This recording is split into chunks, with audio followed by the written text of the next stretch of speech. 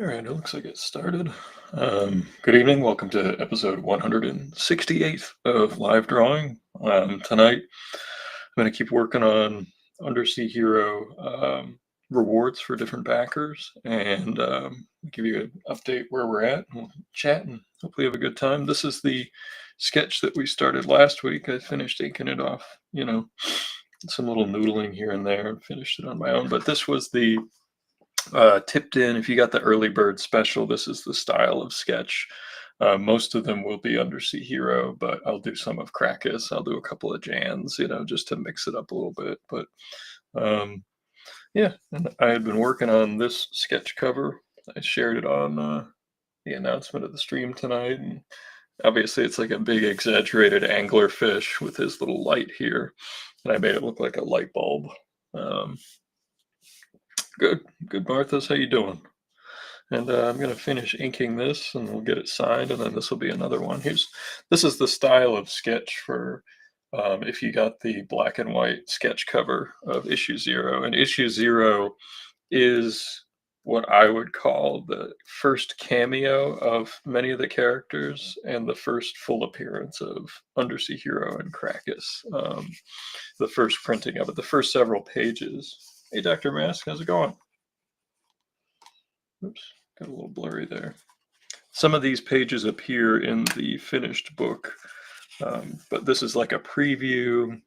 I don't know. I mean, again, with it being a preview, is a preview ever a full first appearance? Like that's where, there's some debate there. At most, it's a cameo of all of these characters. And you just see this is the first printed picture of Liquid Lad. Like, I don't consider like some of the worst cameo versus first appearances ever. One of them is Darkseid for DC in that issue of Jimmy Olsen. It's literally his head on a TV screen. So like, I don't know. I don't consider that a first appearance. To me, a first appearance, you have to have at the very least, I'm going to say 3 pages. I'm going to say 3 pages. You have to appear on 3 pages. That would be the minimum. And in this case, we got 1, 2, 3, and we have 3 pages. So, yeah, I guess it does under my own. We just spoke through it. We just talked through my own thoughts of cameo versus first appearance. Oh, there was some extra pencil in here that I didn't ink. Let's just finish that off a little bit. Just Undersea Hero looking determined.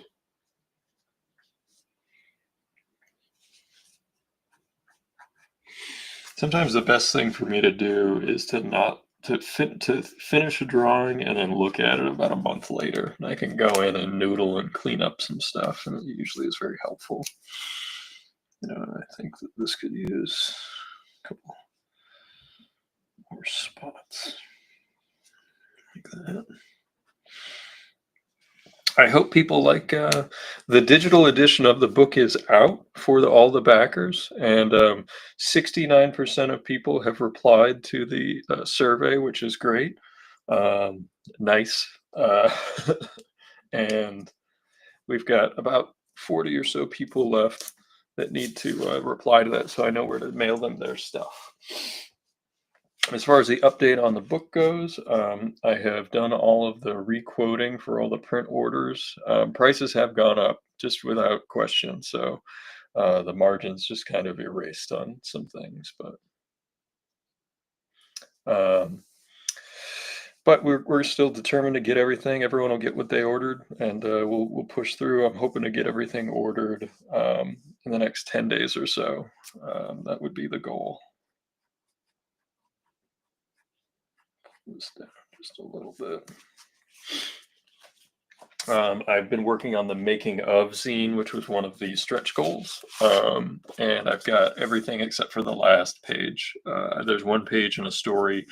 There's a new story that appears in it that was part of the stretch goal that Jeff McClellan, who I worked on the tick with for many years, and a good friend, wrote, and I have to finish drawing that, which I'll probably do over the weekend.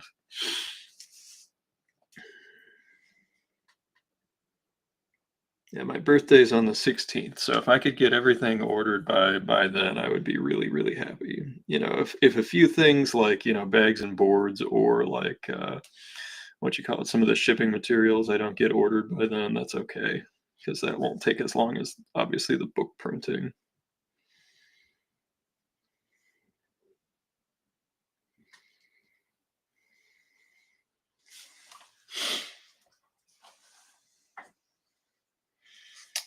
Oh, next week. Yeah. Dr. Mask has a new comic coming out next week, launching next week.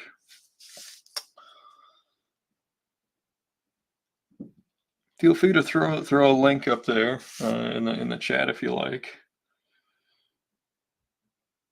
You're a regular. Regulars are allowed to plug their stuff.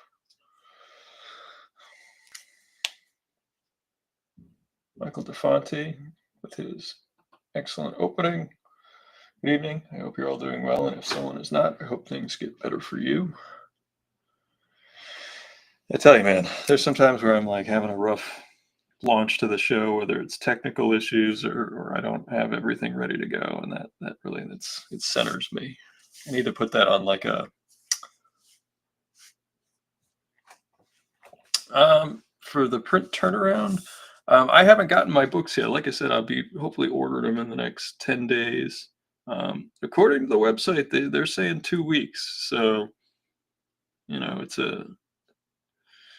these are being printed digitally. I have gotten really good recommendations from the printer I'm using. So yeah, other friends of mine who have done similar projects to what I'm doing have done them with this printer. And they've come out well. So, but I'm not just printing the main book. I've got the stretch goal book. I've got the field guide. I've got all kinds of stuff that's on top of it. So like, it's one of the biggest single publishing orders I've ever made for myself for Fat Cat Funnies. Um, so I'm a little worried about getting it delivered, but hopefully everything goes well. These issue zeros I printed over a year ago. These are from 2023, 2 years now, and the reason I did this the way I did it was part of my campaign build was that for an entire year, at every convention appearance I did, I was plugging Undersea Hero. Like that was part of my marketing plan was like taking every guest appearance, every stop on the tour that year and using it as a chance to promote and get people to sign up for the Kickstarter, for the mailing list or whatever, and just to get people into it. And actually, a couple of people that were here last week were folks that I met in Colorado, and they picked up issue zero. They backed the book, and they were, that was exactly what I was hoping for was that someone would see it. They might have a few laughs, and um, you know, the digital books are out. The physical books, if I can get them, you know, the supposed turnaround being a couple weeks, if I can get them in December and start shipping them out, you know, that would be really good. It's been a long, long road for me on this one, and I have some thoughts that I want to share about the whole process and everything that's happened to me over the course of it. And you know, I'll be honest, like there was some good stuff and there was some bad stuff. One thing, Dr. Mask, that I'll warn you about that I wish somebody had warned me was when you launch your campaign, if it's doing okay, like it means it's like heading towards goal and everything else, you're going to get hit up by what I would call predatory vendors. And they'll message you through Kickstarter. They'll message you through all kinds of stuff that your website. They'll even back your project. Like I got probably $25 from random vendors that just wanted me to like use them for fulfillment. And then there was also campaign managers who tried to like get me to give them access to the back end. And it was It was gross, and when I was messaged by one of those through the Kickstarter app, I would always question, like, does Kickstarter even realize that, like, these companies that are trying to take advantage of people, in my opinion, um, are using their app, and it kind of, like, legitimizes their reaching out. So it's like, "Hey, you got a message through Kickstarter from this vendor." Maybe they're, someone who doesn't necessarily know how to navigate that might think that they're endorsed by Kickstarter.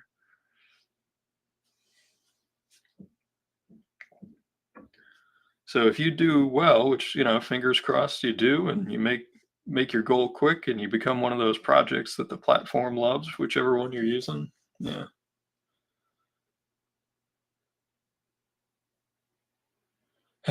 That's okay.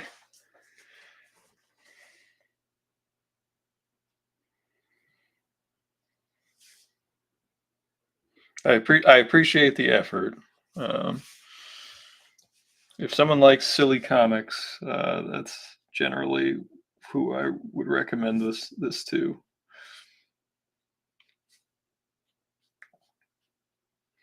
It's interesting. I was talking to somebody the other day about working on the tick and everything else. And I couldn't tell if he actually liked my work on the tick or just the fact that I had worked on the tick. Like it was a character that he'd heard of or whatever and or grew up liking. And it was an interesting thought. And I think in this person's case that they just liked the fact that I had worked on that book. I don't know if they actually liked my artwork. Hey, look, if we see each other at a show or whatever in the coming year, we'll just do a trade. We'll trade books so you can get one for your brother-in-law. I'm all for trading at any show. Like if anybody I know has a book out, I'm 100% down for trades. And I do the same thing with sketches. Like if there's an artist that is around that you can always offer to do a trade, and I'll almost, unless I have no time at all, I will almost always accept it from another artist. At the very least, we can send each other sketches through the mail. I just think, so many artists did that with me when I was coming up that I just think that it's a good courtesy, a good practice. The way we, get to know each other, look out for each other. Where is my brush pen? Did it fall out in my bag? Maybe. I hope not. I need that thing. It's not here. I should get my bag.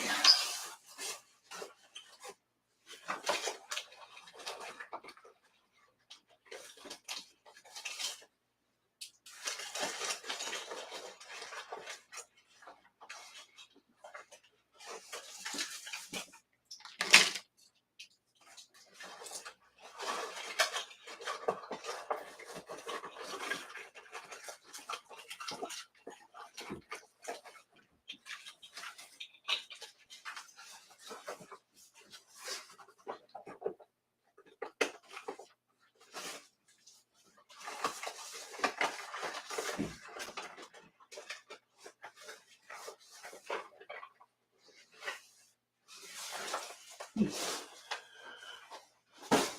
were several pens in there, but not the ones we're looking for, unfortunately.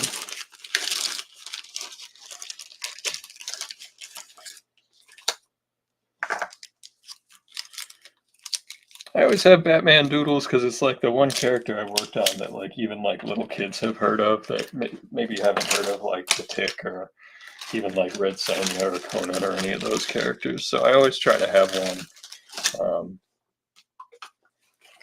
in the binder.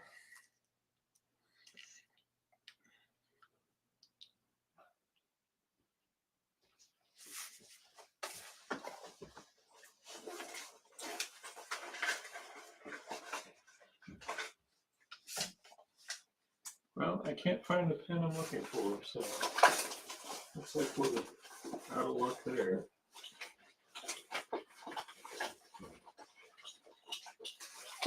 That's what I've had for a long time, so I'd be sad if I lost it.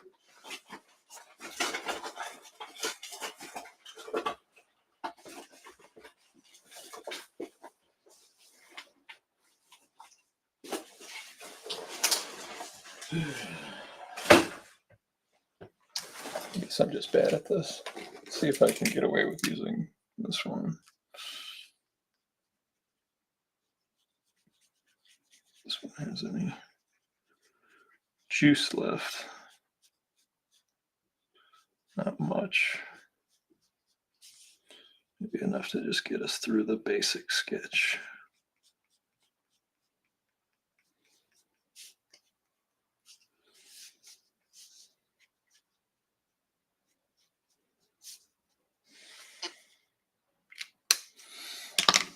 I'm gonna have to look for that after the stream. It's one of my favorite pens.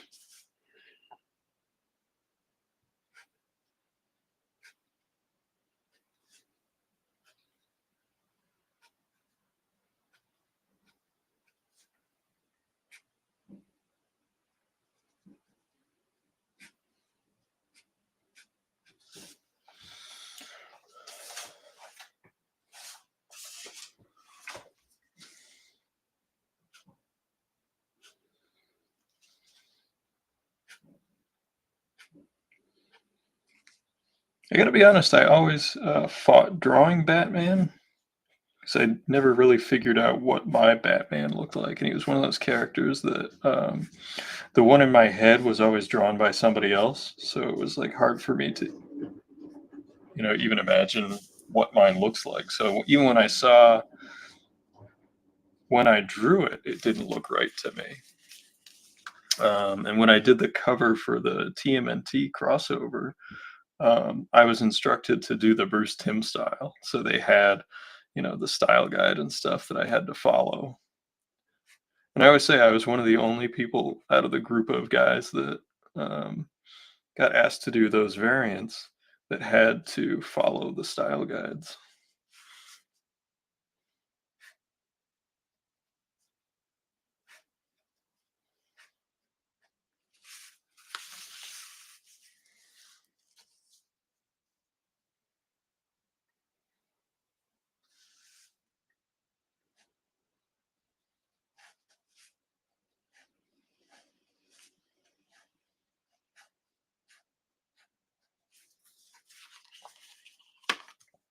I always think of those little tropical fish flakes. That's kind of what the joke is here.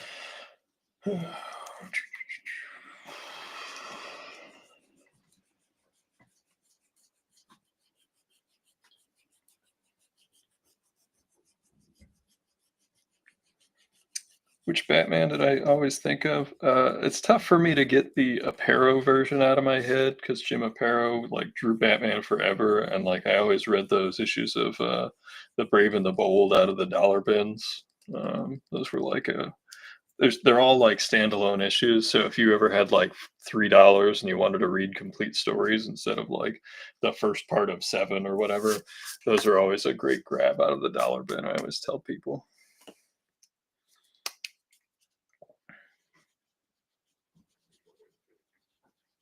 I'm gonna be real mad if I lost that pen.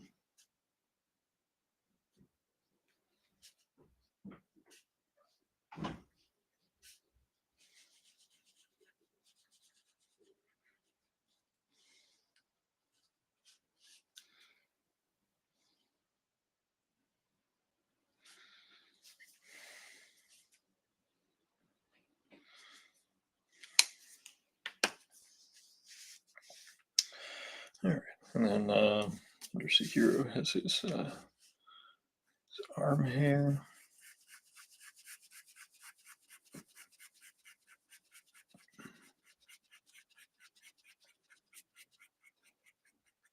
I had someone ask me why I drew my character with hair on his arms, which I thought was a weird question to ask, but the reason in this case is so that each different portion of his design has a different texture to it.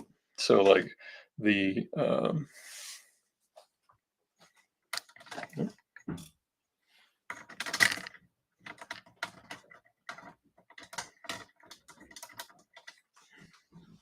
there we go.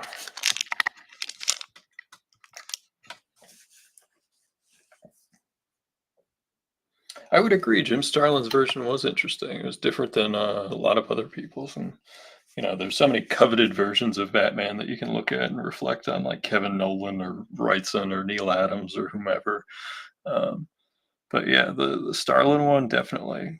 I think Starlin was just a terrific artist. I loved his cosmic work. Obviously, Dreadstar's just an incredible work. Um, I always thought his Hulk was underrated too, because he made him more monster, which I always liked. All right, well, I can't find my one pen, and it's going to bother me the entire show.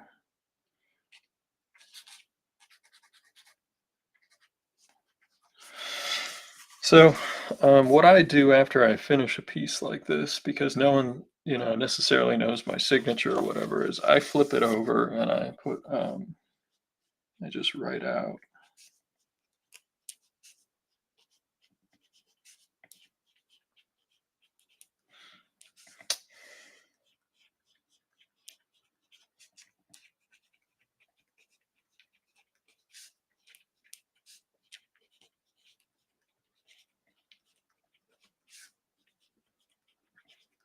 And then I'll just sign it again on the back.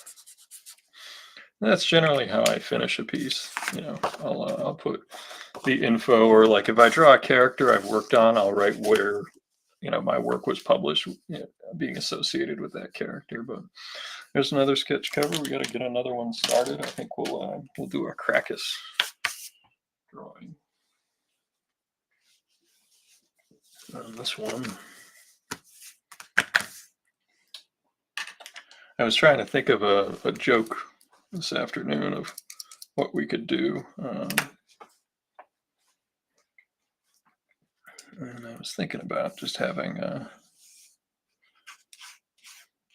Krakus making some drinks. It's fun to think about how would a squid use a drink shaker.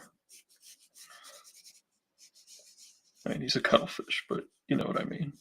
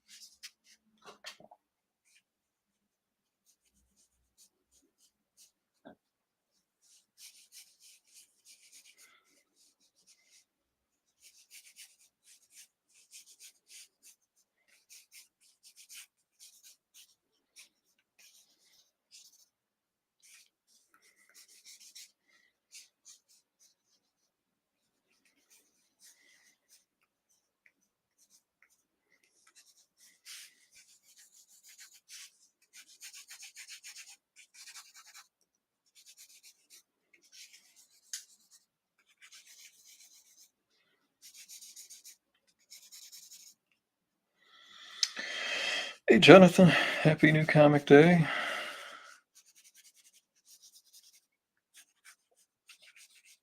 Although I got to be honest, I have not been to a comic store in quite some time. It's not because I don't want to go. It's because I just stay at home all weekend working on the Undersea Hero campaign stuff.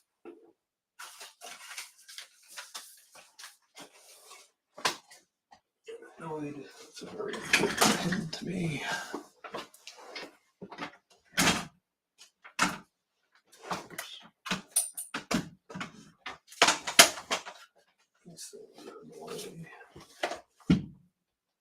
I've got too much crap in my studio space.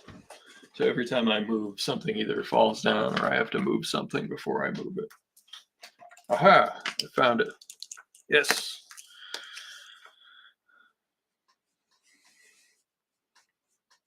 There we go.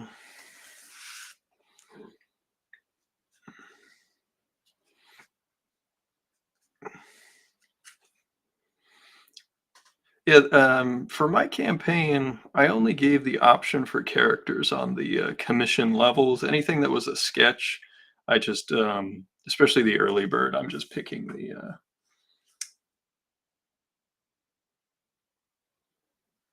the characters.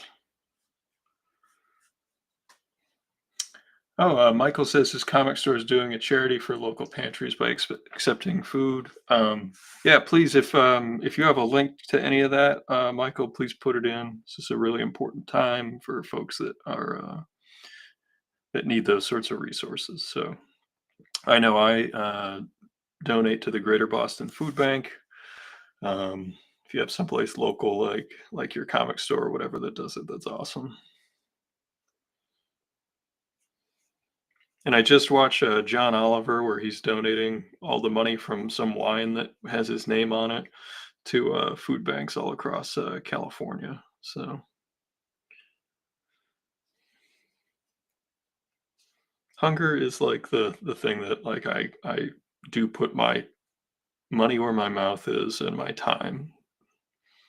That's what I collect for when I do sketches. Only sells back issues. Nice. There's a store over that switched to that. Bedrock Comics. It's a store that the owners used to run Boston Comic Con. They only do back issues now. They stopped carrying new books some time ago.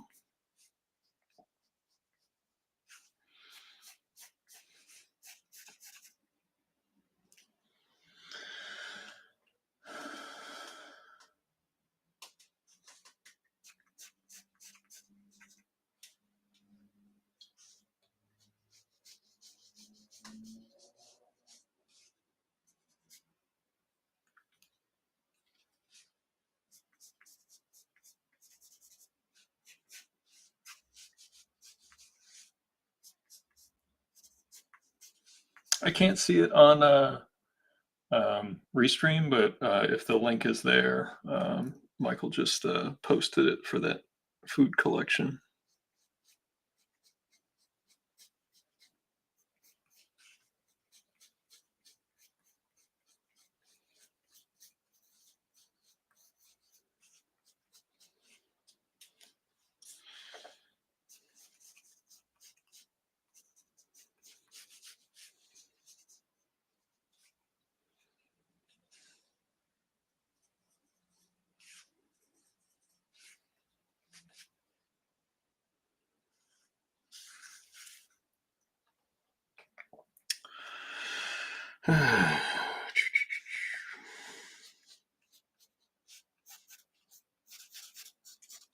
One thing about drawing Lord Crackus also is like I try to think of what all of his arms are doing all at once.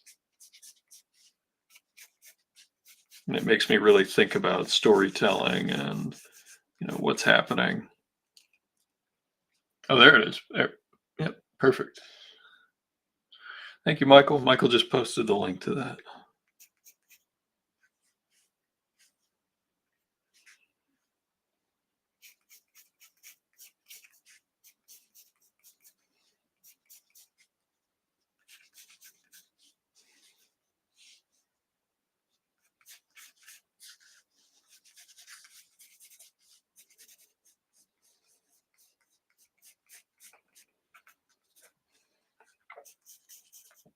I don't think Crackus makes like your traditional martini. I think that he has a modified martini. Maybe I'll work with a bartender to try to try to figure out what that is.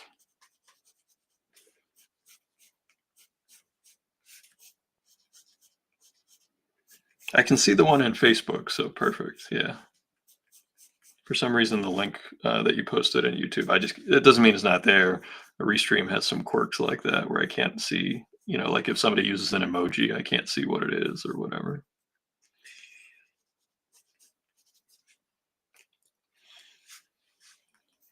Which we don't really have that very often here. We're a light emoji using community, I would say. At least here we are.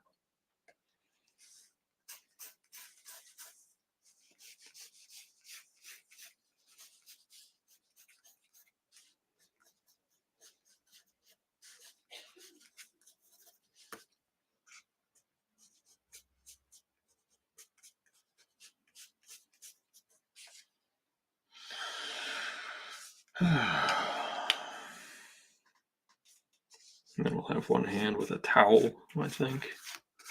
One hand pulling the olives out. With the little plastic thingies, you know.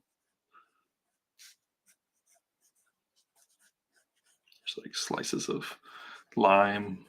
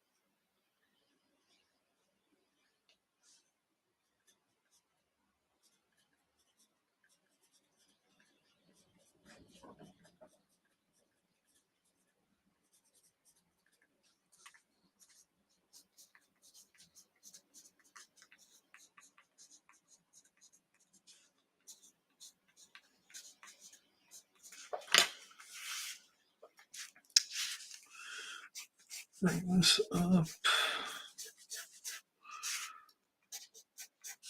This around. I think what we'll do is we'll just have a nice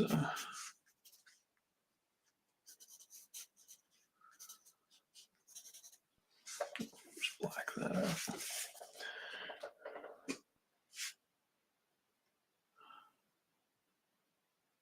Oh, thanks, Martha's. Yeah, I mean, I think there's an expectation from people that know me that I'm going to try hard, and I wouldn't want anybody to ever receive something from me that they felt didn't exceed their purchase level. I think is the best way for me to put it.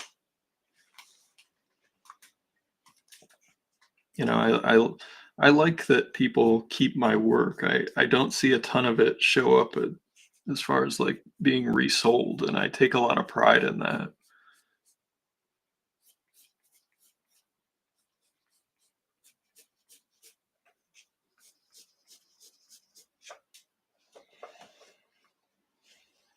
Uh, we might be able to see. I can't come in too close, but because then like it has problems with staying in focus.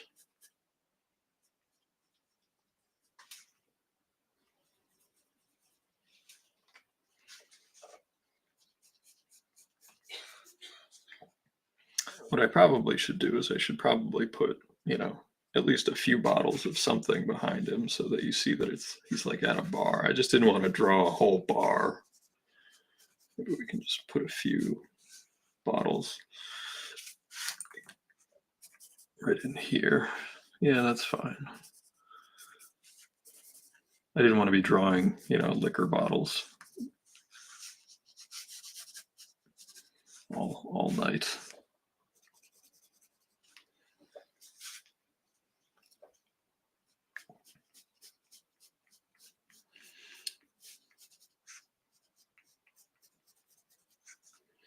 People have waited a long time for this book, so I hope that they, you know, feel like they got their value out of it. You know, the one thing I have left to decide is there's a vast price difference between uncoated and coated cover pages, and you know, it's just it's again like I'm not. Believe me, I am not cheaping out on anything, but it's like I would have loved to have had time to get samples of those with print on them.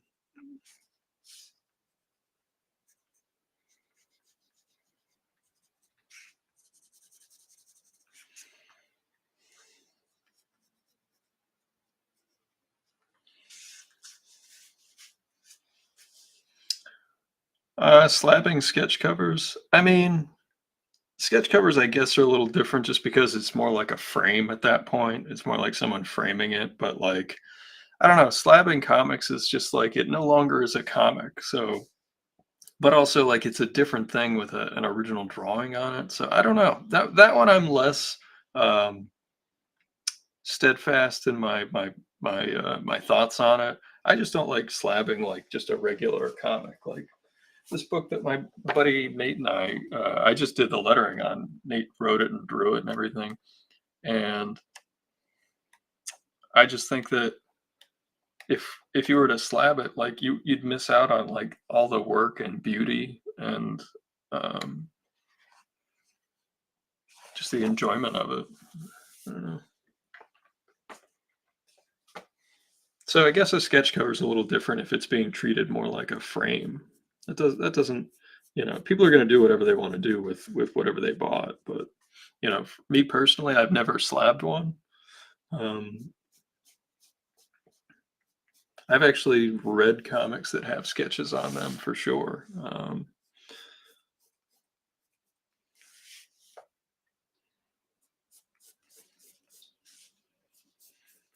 I don't say any of this stuff to be like, oh, you have to do it the way I do it. Absolutely not. However you enjoy the hobby, go for it. Um, it's interesting how much more like trading cards they're making comic marketing right now with like these blind bags and stuff. And like a blind bag makes a little more sense because it's just a surprise. Like you still get the entire comic experience. You can still read it. Uh, putting it in a coffin. Yeah. I mean, I just it's the advanced commodification of something that it was never meant to be, and that's just not how I get my enjoyment out of it. I have books that are worth money, and like I'm sure if I sold them, they'd get cleaned and pressed and auctioned off immediately. Um,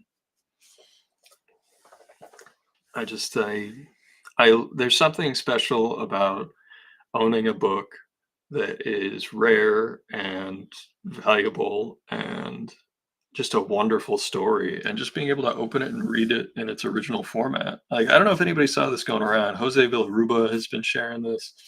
Um, there is, and it's something I've known about and talked about at shows, is that so many of these reprints of old comics are actually redrawn. Like they are traced, they are copied, they are redrawn by artists that aren't credited.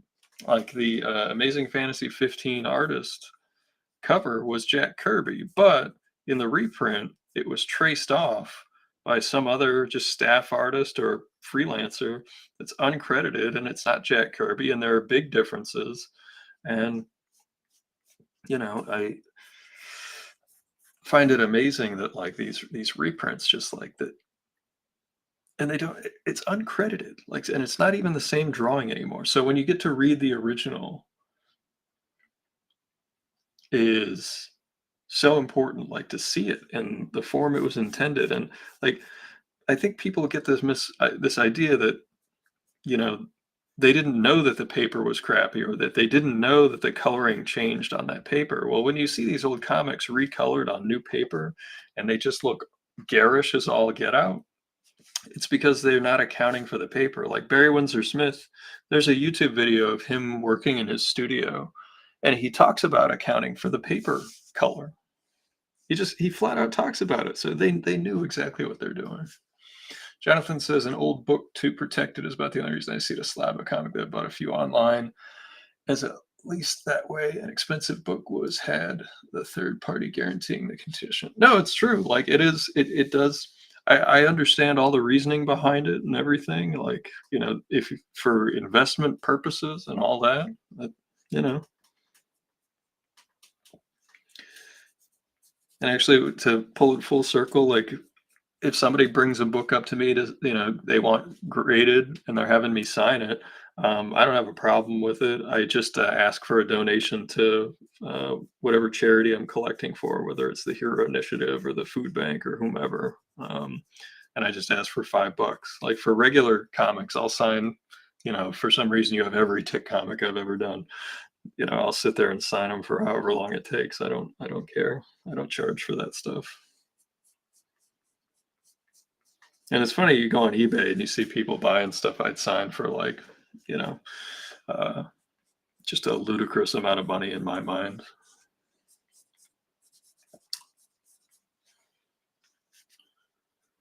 Yeah, no, I had those. I have those right next to me, and and as you get older, you learn how to read a comic. Like you hold when you're holding it, you keep the backer board behind it.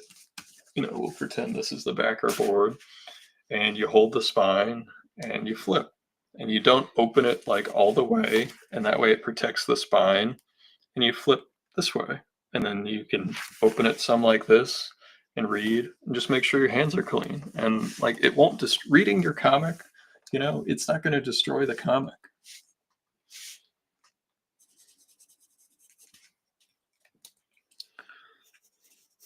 I was actually looking at just some old Charltons the other day from the late '60s, and the paper is soft. Like it's hard to describe. Like it feels soft. The pulp is like barely holding together, and it's got like almost like um, an upholstery quality to it, but it's so delicate.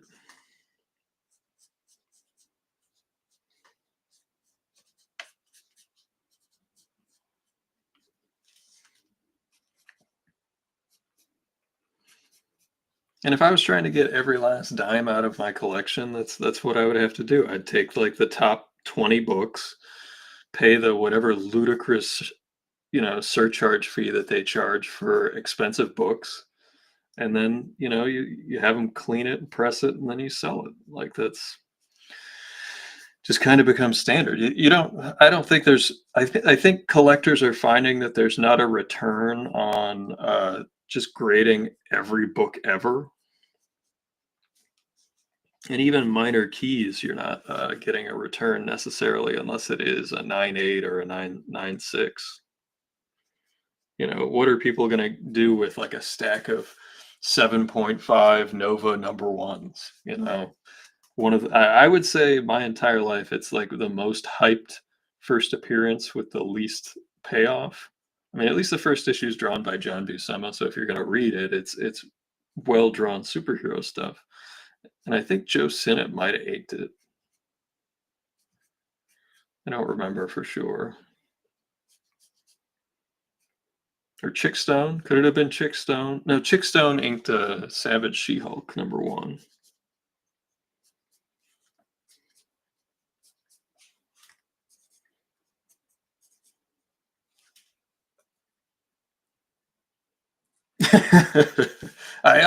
Look, I believe it, man.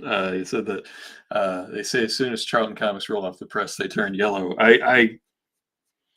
It's funny. I was looking on eBay, and I swear to God, I saw like a half dozen Charlton 9.8s, and I don't know if the grader was like taking a nap or if he just felt sorry for having never graded a Charlton over like let's say a 7 ever.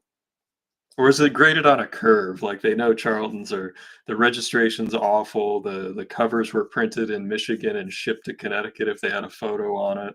Um, yeah, it was it was a very strange sight. I can't having collected Charltons for as long as I have.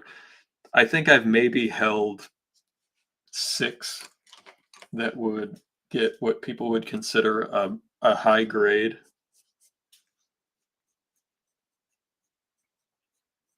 Vengeance Squad #1, because my copy of Vengeance Squad #1 when I bought it was in a retailer pack. So like it was a distributor pack that never got returned and never got put on the shelf, and it was still wrapped in brown paper. And when the dealer took it out, he put it on the table. I picked one out of the middle, and even right now, it's probably the best condition Charlton book I have. And it's clean. I don't think it's a 9.8. I think it's probably like a 9.2 or anywhere from an 8.5 to a 9.2. Most of the Charltons I have would be like in the 4 to 6.5 range, I would say. And look, and some of them are not like, it's not like it's dog-eared or been beat to hell. It's just like I don't see any of those books getting grades higher than that.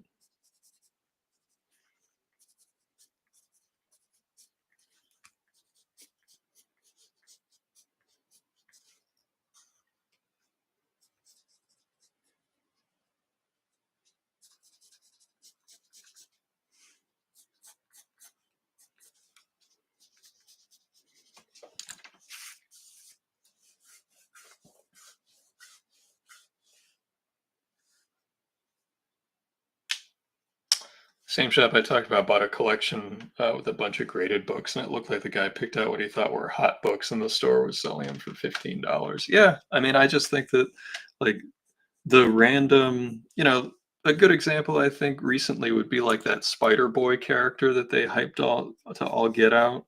And look, eventually they'll stick it in a video game, and then all of the hot 10 YouTube channels will say like, "Oh, he's getting licensed. He's going to be in a video game or in a random episode of a cartoon on a streaming service," and they'll think that like, "Oh, well, that justifies like." A bunch of people specking on it and buying it again, and I'm just like, dude, it just looks lame. Like, I don't know, man. Like the art's well executed, but like the last spin-off book that I really liked, I actually have a copy of it floating around somewhere around here. It was when Tom DeFalco did Spider Girl. If you The book was around forever. They were fantastic Marvel superhero stories. I thought that was a really well done book, and that was again like spin-off book based off of an issue of What If, obviously a derivative character, but I thought DeFalco and friends and Pat Olive like did a really good job building this world out, and you had incredible inking by either Sal Buscema or Al Williamson. It was just old school comics. In my store that I was shopping at the time. Uh, oh, you've got a haunted one? I am jealous.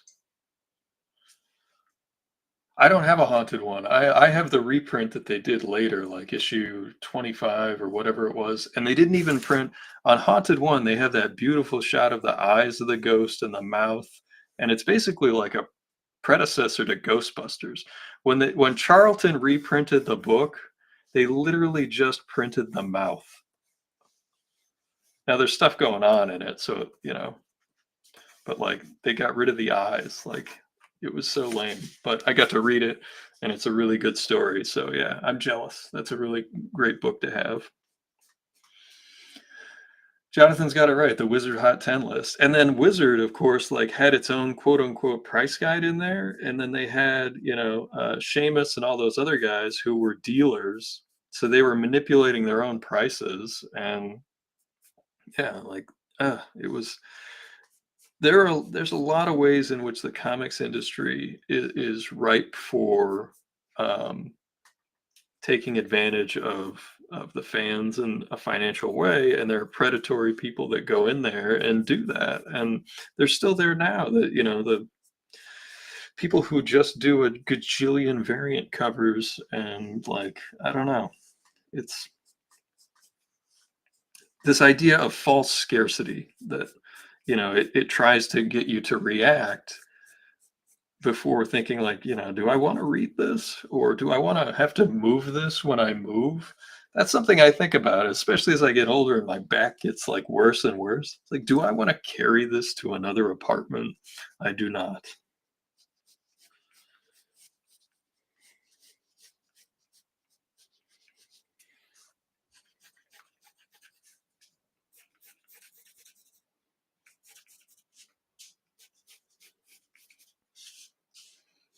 Yeah, I mean the market manipulation is there, and it was crazy was that like the people who were on the boards for the price guide for the even for the Beckett Overstreet guide, they were all dealers. So like if they had a bunch of one key book or if they had a really excellent source on this series or whatever, like they could set their own prices. And it didn't matter if that was, like, based on demand, supply and demand or not. Like, they could they did those Wizard 1/2 issues, and immediately they would put it in their price guide as being hot. So when at Wizard World they had leftover copies, they could mark them up.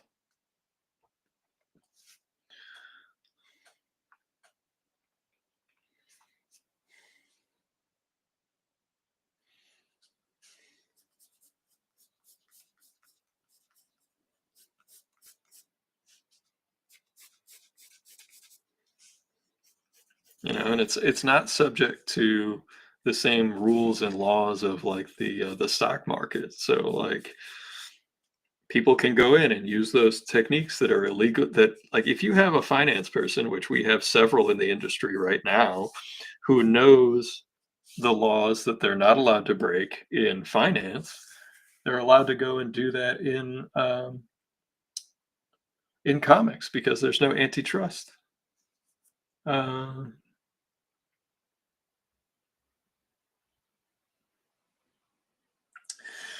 Trying to get a Madame Xanadu first appearance, and there was a rumor she was going to be a TV show, and the price tripled. Yeah, yeah.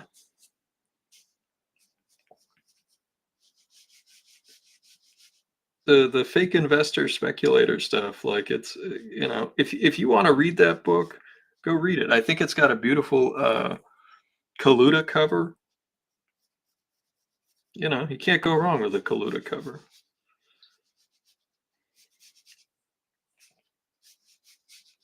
And it's just been put onto warp drive with influencers, and then they hybridized the eBay model and the influencer model with whatnot, and it became this like uh impulse buy um super computer thing that it's networking, it's social media, and it's selling all at once. And like, yes, it's convenient for sellers, but like, man, like it is ripe for abuse. I had to unfollow. There were some dealers who like friended me on Facebook, and I had to unfollow them just because of like their uh, just constant posting. And it's not like if I follow your business page, I'm expecting to see business. Like if I follow your publisher page, your artist page, I want you to sell me your stuff for sure.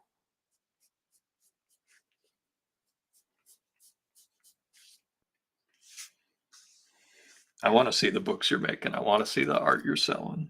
I don't have a ton of money to throw around, but like the best time to get me to buy something is usually at a show because like I can flip a little bit of money from what I made at the show into like some sort of a nice little purchase as a memento or just like finding something cool. Like that's usually a moment in time where I'll have, a few bucks. Unless they have killer dollar bins, which, Jonathan has been tribute to when we find some excellent dollar bins. And we'll walk away with like a giant shopping bag stack like this of dollar comics.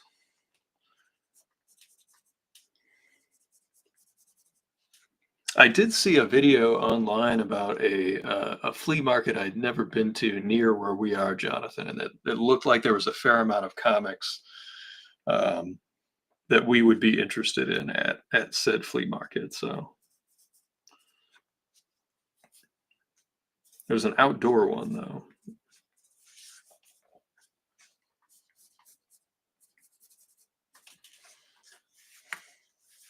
And Madame Xanadu though is a cool character. I like the character. When they did cool stuff with her with the Vertigo stuff back in the day. I think she showed up in Sandman Mystery Theater.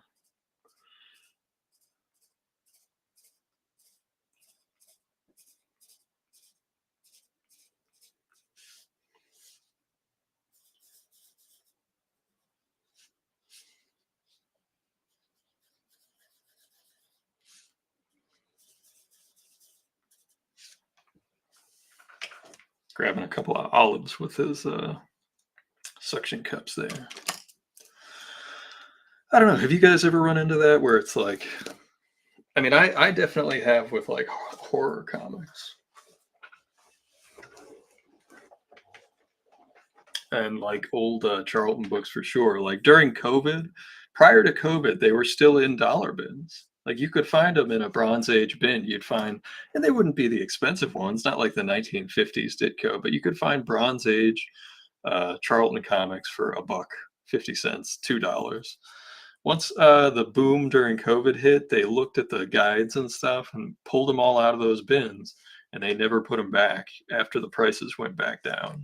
So that was where like a hype train bubble really affected my collecting and reading. Um, and it's interesting because like some of the other stuff has gone the other way and it's been great. Like if you like Aquaman, now is a great time to buy Aquaman. Like if you like that stuff, if you like the Doom Patrol, if you like some of that weirder Silver Age, Bronze Age DC stuff, like all of that stuff is dirt cheap right now.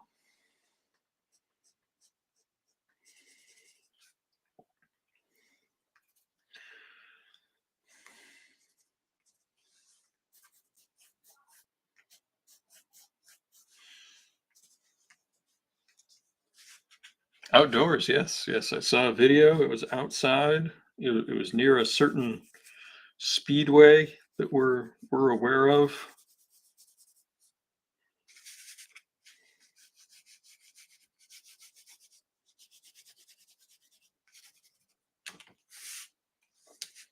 One, two, three, four.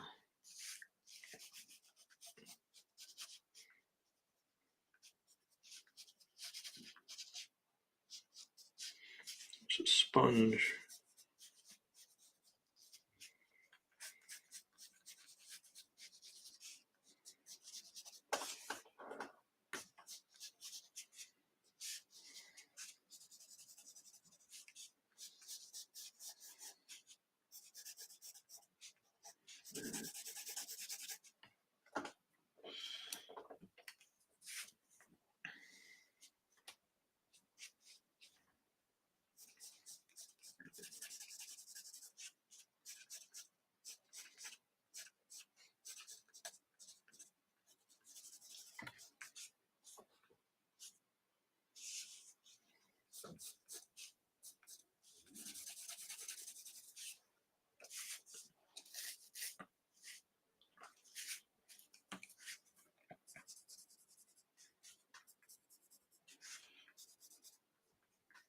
Sometimes when I draw bottles, I just draw like a cartoon abbreviation of one, kind of like you would see in like a Looney Tunes background or something, where you just need the idea of a bottle.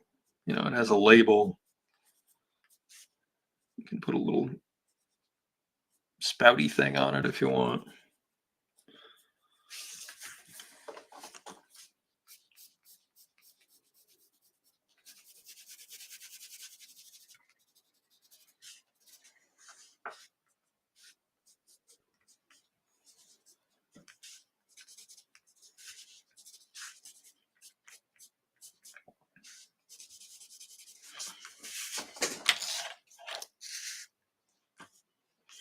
And you'd think because he's making two, he would offer them, one to someone, but he says they're both for me.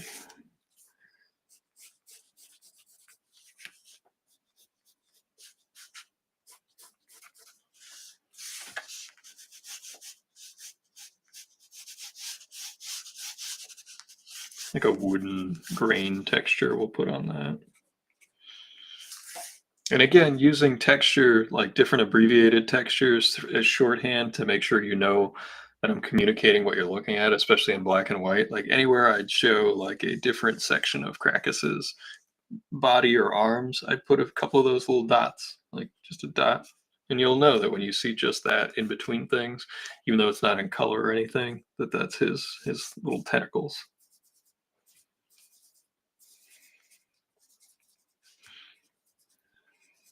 Here's where we put like some olives. And we'll put some. Heck, we'll even label them. Since it's in black and white, we will label them.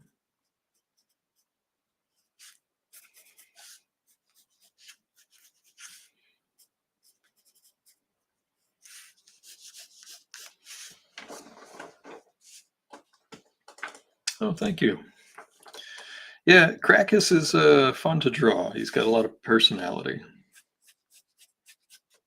I hope people enjoy his contributions to the Undersea Hero story, the Great Barrier Reef, because like there's a point where there are two narratives happening at once, and one of them you're following Crackus, the other one you're following Undersea Hero, and um, the correlator and what's going on between those two, and they separate. So there's actually like a split um, in the story where we follow them separately.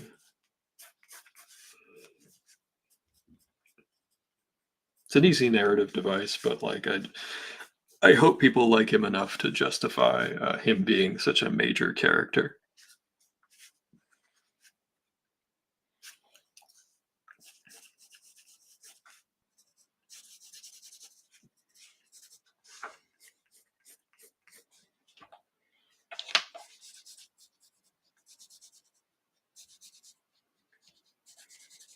I actually have been watching some Looney Tunes lately on Tubi. They're free, so if you want to watch some classic, amazing artwork, like just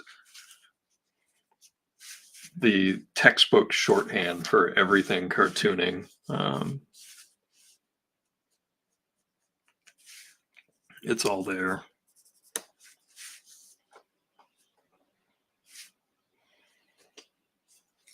And we'll have mostly a black background. And what that does is it creates a dynamic effect. Like we did this similar thing here where we use the light from the anglerfish to create a spotlight. And here I'm just going to use an abstract shape, much like a Magnola would use or a Fagredo. Um, Jorge Zafino, another one that used that a lot, an incredible artist. Uh, much, much better than me, but that's, I learned by looking at what they did and finding out why they did that and, trying to find ways to implement those sorts of techniques for my own pursuits and to make myself better. Topi, yeah, another one that used that technique quite a bit. And different artists would use it in different.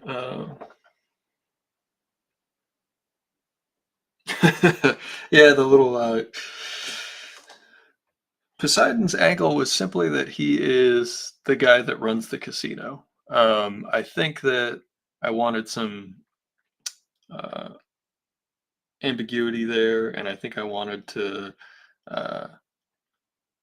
I wanted you to wonder whether he knew Crackus was cheating at a certain point, um, or if he didn't know. I wanted that to be a question. So, yeah, the little one-offs like the krill guy during the battle or the little guy in the roulette wheel, like those were just like silly jokes.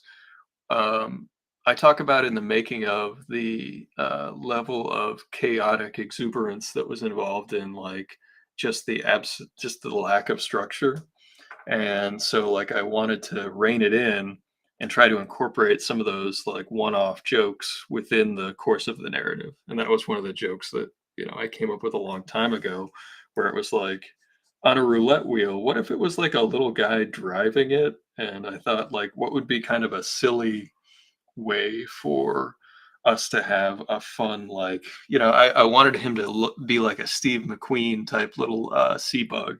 And she was like I don't know, pick your 70s bombshell lady waiting for the dangerous man to come back.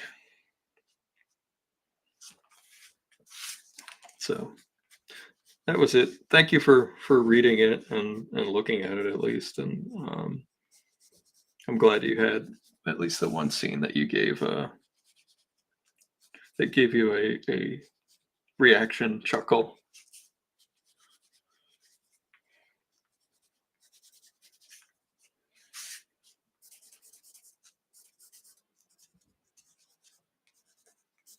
Morena and Eel, I have plans for them. And then there's actually there's a character that is hiding in plain sight on the cover to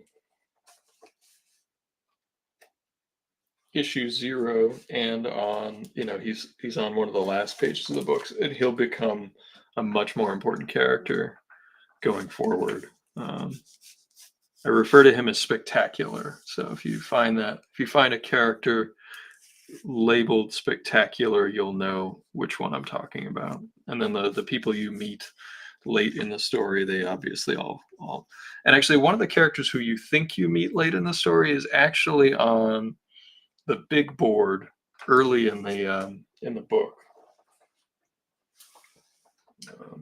I'll give that part away since it's like right at the beginning. This still has like my fix this, fix that notes on it. Right here on the big board, when he's talking about the big board and all the stuff involved with it, you can see that this is Liquid Lad, this is Undersea Hero, and this is the Harbor Master. The Harbor Master shows up later. And this is meant to be like a, if you were paying attention or if you notice it later moment. And I don't say what the Harbor Master does. It's just that that he shows up later. The Harbor Master's a cool character. I like him a lot. He's like an old school action hero, cool guy. I like him. I don't know if anybody else will like Harbor Master, but I like him.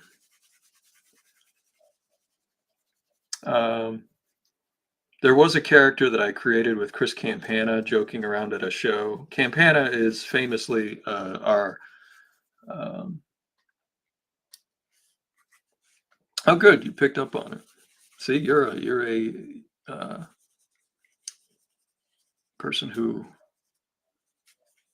pays close attention to what they're reading. So, bravo. Chris Campana is our New Jersey guy, for a best way to put it. He's also a Jets fan, so we can also feel bad for everything that he's enduring in Jets season. But we created a character named Bobby the Blowfish, and he basically gave me like stories about his New Jersey friends. And I'm hoping that at some point I'll be able to convince him to write an actual like short story that we can. I mean, I'll do all the hard work for drawing and stuff. I mean, unless he wants to draw it, but he's doing stuff for Marvel and stuff. So, um, and it's just like your New Jersey guy under the sea, which I really loved because people only think of the Jersey Shore and they don't necessarily know what's right after the shore. And how do those cultures intermix? It's got a lot of prospects. So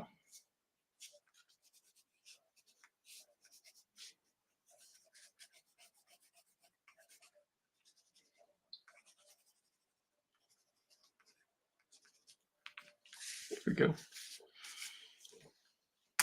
All right, well, that's about as far as I would pencil the sketch cover. You can see it. You got all the structure, you got the layout. We've got these boxes and lines coming towards us. So we'll get to laying down a little bit of ink here.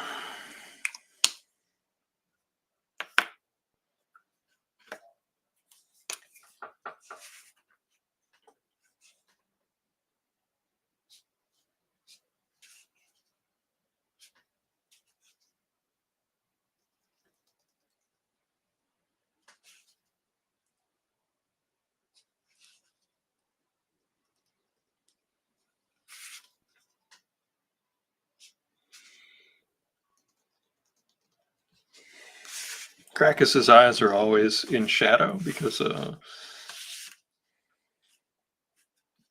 the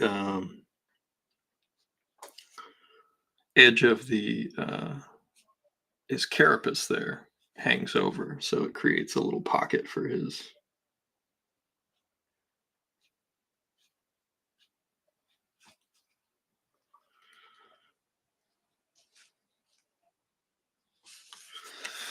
I hope people aren't disappointed for getting a non-Undersea Hero character, but they probably will be.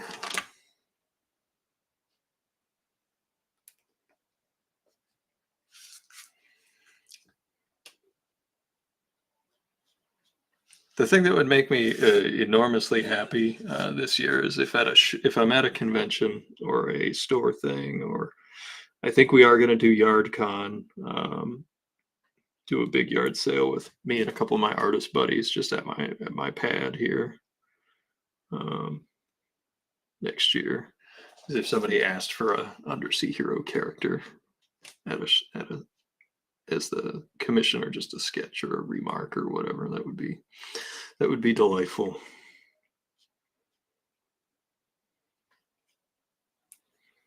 I was also thinking about, what I like to draw at shows, and like, I don't know, maybe if you buy like an Undersea Hero or Creator Own book, I'll do a sketch of one of those characters or whatever.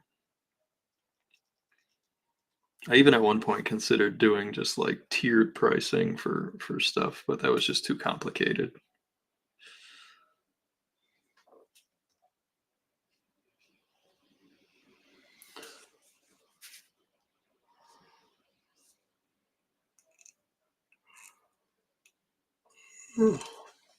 Martha says, I was wondering, if I flat something, does it matter if part of the white is actually clear, if it's in one layer format, such as JPEG or PNG? It just depends. On a JPEG, it won't matter because it'll eventually be a white background. Like anything that's quote unquote clear will become white. On a PNG, it could come back clear, depending on your output settings. So, like, I would say if you're saving it as a JPEG, it's no problem. But if you're doing a PNG, just make sure that you choose for it to have a white and not clear / interlaced um, output.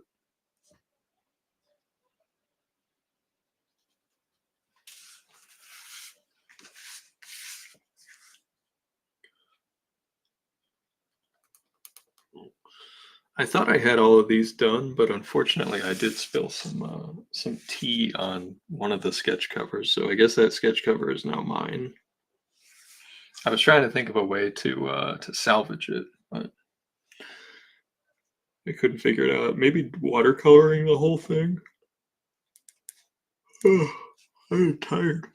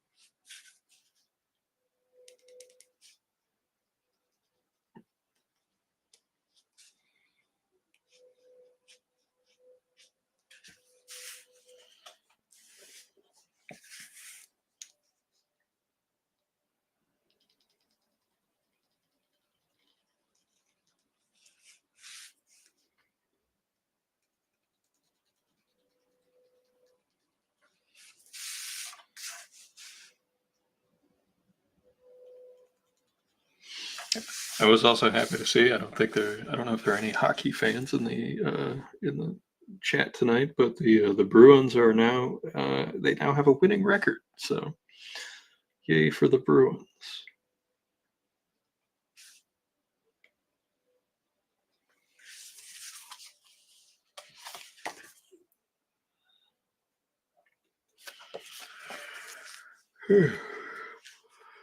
Well, I'm pretty tired, so I think we're gonna call it a night. There's our finished sketch cover. There's the sketch we did before. And thanks everybody for coming to hang out. I hope you all have a good rest of your week. Have a good weekend, and yeah, stay warm, stay safe, and thanks again. And I hope to see you next Wednesday. Good night, everybody.